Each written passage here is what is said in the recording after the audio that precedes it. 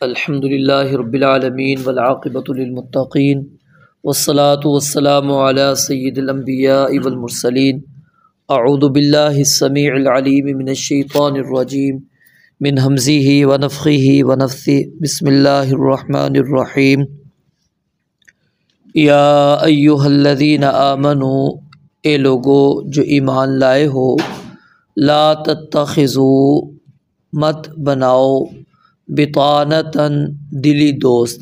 بطانہ کہتے ہیں پوشیدہ چیز کو اور اس کپڑے کو جو جسم کے ساتھ ملا ہوا ہے، یعنی اوپر والے کپڑے سے اندر جو کپڑا ہوتا ہے، مراد دلی دوست ہے، خاص رازدار۔ لا تتخذوا مت بناؤ بطانتاً خاص رازدار دلی دوست، من دونکم اپنے سوا، یعنی اپنے علاوہ کسی اور کو۔ لا یعلونکم نہیں وہ کمی کرتے تمہیں، خبالاً نقصان پہنچانے میں۔ ودو وہ چاہتے ہیں، ما وہ چیزیں، عنتم کہ جس کے ساتھ تم مشقت میں پڑو، تکلیف میں پڑو، مصیبت میں پڑو۔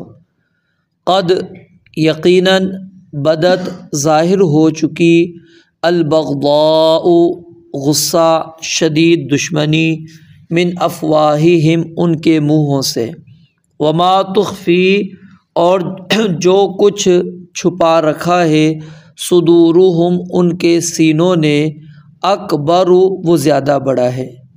قد بینا یقیناً ہم نے کھول کر بیان کیا، لکم تمہارے لیے، الآیات آیات کو، ان کنتم تعقلون اگر تم سمجھتے ہو۔ ایک مرتبہ پھر دیکھیں، یا ایہا الذین آمنوا اے لوگو جو ایمان لائے ہو، لا تتخذوا مت بناؤ بطانتاً دلی دوست، رازدار، من دونکم اپنے سوا، اپنے علاوہ۔ لا یعلونکم نہیں وہ کمی کرتے تمہیں، خبالاً نقصان پہنچانے میں۔ ودو وہ پسند کرتے ہیں، وہ چاہتے ہیں، ما ہر وہ چیز، عنتم جس کے ذریعے سے تم مشقت میں پڑو، تم تکلیف کے اندر پڑو۔ قد یقیناً بدت البغضاء ظاہر ہو چکی، شدید دشمنی، من افواہہم ان کے منہوں سے، وما تخفی صدورہم اور جو کچھ چھپایا ہوا ہے ان کے سینوں نے، اکبر وہ زیادہ بڑا ہے۔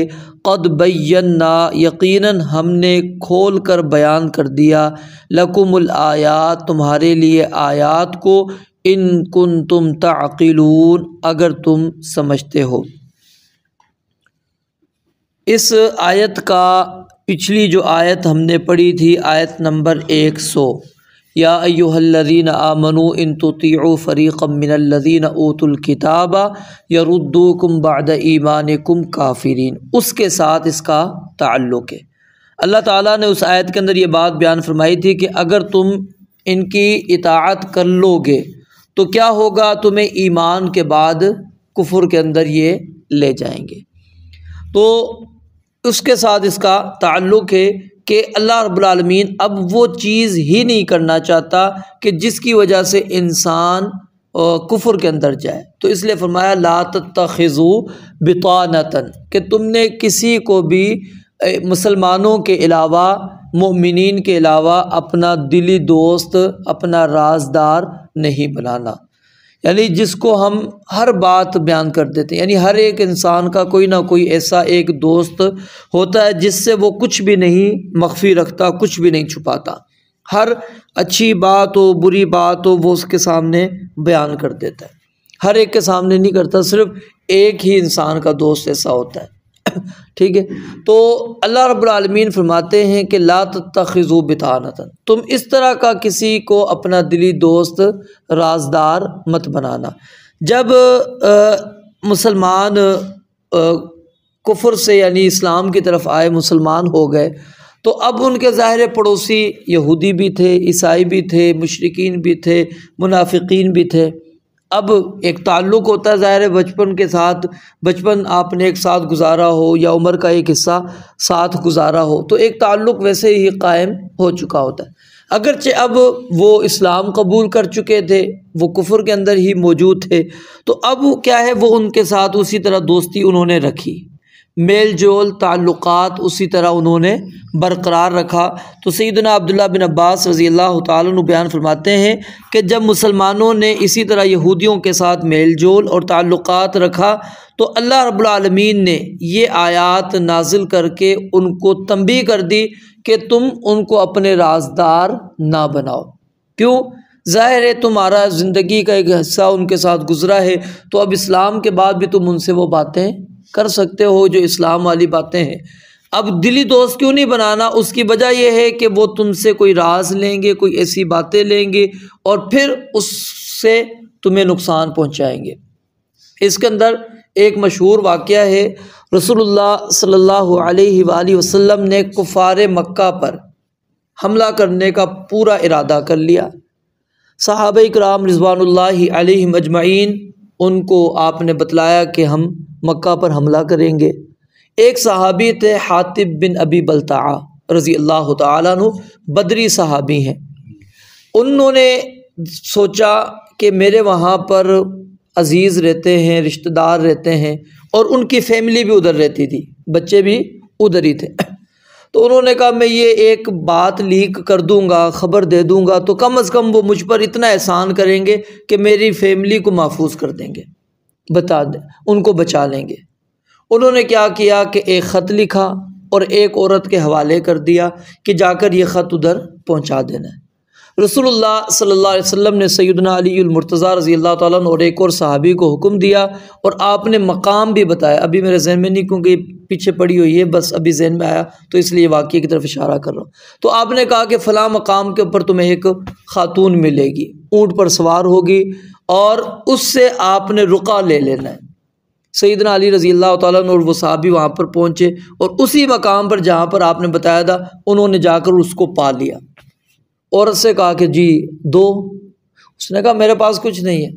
انہوں نے کہا دو۔ سیدنا علی رضی اللہ تعالیٰ نے کہا اگر ہمیں تمہارے لباس بھی اتارنا پڑا اتاریں گے، ہم وہ چیز لے کر جائیں گے، رسول اللہ صلی اللہ علیہ وسلم نے ہمیں کہا ہے کہ تمہارے پاس موجود ہے۔ وہ پھر ڈر گئی، اس نے کہا ایسا نہ، واقعی یہ تو پیچھا نہیں چھوڑنے والے، یہ لے کے جائیں گے رقع۔ تو نبی علیہ السلام، وہ صحابیوں نے ان سے رقع لیا اور نبی علیہ السلام کے پاس آ گئے۔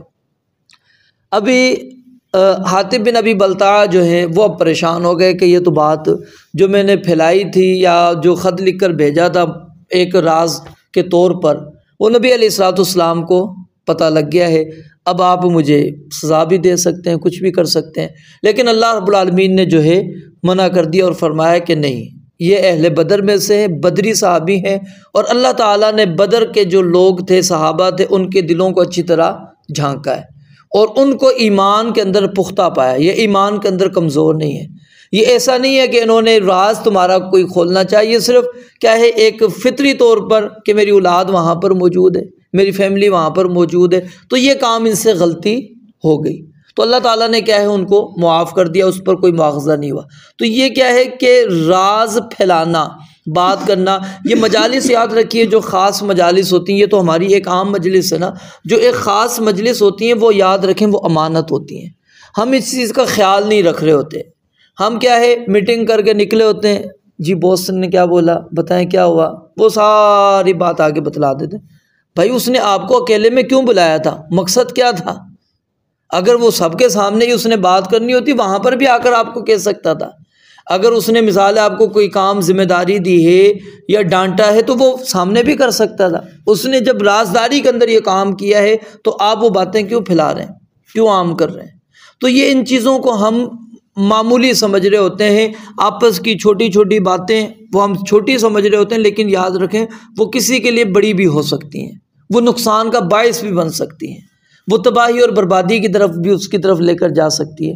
تو اس لیے مجالس کو نبی علیہ السلام نے فرمایا کہ المجالس بالامانہ، مجلسیں جو ہوتی ہیں وہ امانت کے ساتھ ہوتی ہیں۔ جب وہاں پر رائے لی گئی، یہ مثال ہے، اب ہم یہاں پر کوئی رائے لیتے ہیں، مشورہ کرتے ہیں کسی چیز پر، یہاں پر کوئی بھائی نہیں رائے دیتا، بعد میں کہ اچھا یہ ہونا چاہیے تھا، وہ ہونا چاہیے تھا، یہ نہیں کیا، وہ نہیں کیا۔ اب ضرورت نہیں ہے. کیوں؟ مجلس یہاں پر تھی، یہاں پر آپ بات کرتے، جو ضرورت تھی یا جو آپ کے ذہن میں سوال تھا، جو آپ کے ذہن میں اشکال تھا، یا وہ کام نہیں ہونا چاہیے تھا، یہاں پر آپ اس کا ذکر کرتے، اس کی خوبی کو یا اس کی خرابی کو آپ یہاں پر ذکر کرتے. ہم کیا کرتے ہیں؟ اٹھ کے باہر چلے جاتے ہیں، پھر جا کے باتیں کر رہے ہوتے ہیں. تو اس کے کیا ہوتے ہیں؟ نقصانات بہت زیادہ ہوتے ہیں. یہ مجلس کے راز کو عام کرنے والی بات ہوتی ہے کہ آپ کو وہ مجلس امانت کے طور پر رکھی گئی تھی، لیکن آپ اس کو کیا ہے؟ پھیلا رہے ہیں. ہاں، اگر مجلس کے اندر کہہ دیا گیا کہ بھائی اس چیز کو پھیلاؤ، وہ ایک الگ چیز ہے، وہ پھر وہ کیا ہے؟ امانت نہیں ہے، وہ پھیلانے کے لیے ہی وہ خبر رکھی گئی ہے. لیکن جب وہ خفیہ اور خاموشی کے ساتھ وہ معاملہ کیا گیا ہے تو وہ پھر کسی اور کو پتہ نہیں لگنا چاہیے. تو اللہ رب العالمین نے یہاں پر منع فرما دیا. سیدنا عمر رضی اللہ تعالیٰ عنہ سے کہا گیا کہ حیرہ مقام پر ایک نوجوان ہے اور وہ بڑا اچھا کاتب ہے اور وہ ہر چیز کو محفوظ رکھتا ہے، غلطی نہیں کرتا وہ لکھنے کے اندر. یعنی یہ نہیں ہے کہ کبھی کوئی بات لکھ لی کوئی چھوڑ دی، نہیں، وہ بالکل صحیح بات لکھتا ہے. تو آپ ایسا کریں کہ اس کو اپنا کاتب رکھ لیں. تو سیدنا عمر رضی اللہ تعالیٰ عنہ نے فرمایا کہ میں مومنوں کے سوا کیسے کسی کو رازدار رکھ سکتا ہوں؟ ظاہر ہے اب وزیر اعظم کا جو مشیر ہونا ہے، جو اس کا خاص ہونا ہے، اب وزیر اعظم نے سارا کچھ اس کو بتانا ہے نا کہ میں نے اس ٹائم ادھر جانا ہے، میرا یہ معاملہ ہے، میں نے یہ کرنا ہے، میں یہ فیصلہ کر رہا ہوں. یا مجلس کے اندر جو بھی بات ہوتی ہے وہ تو بیٹھا ہے.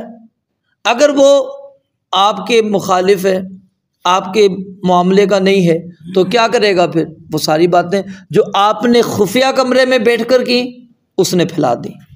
تو فرمایا کہ میں کیسے اس کو رکھ سکتا ہوں؟ کیونکہ وہ کیا تھا؟ یہودی تھا.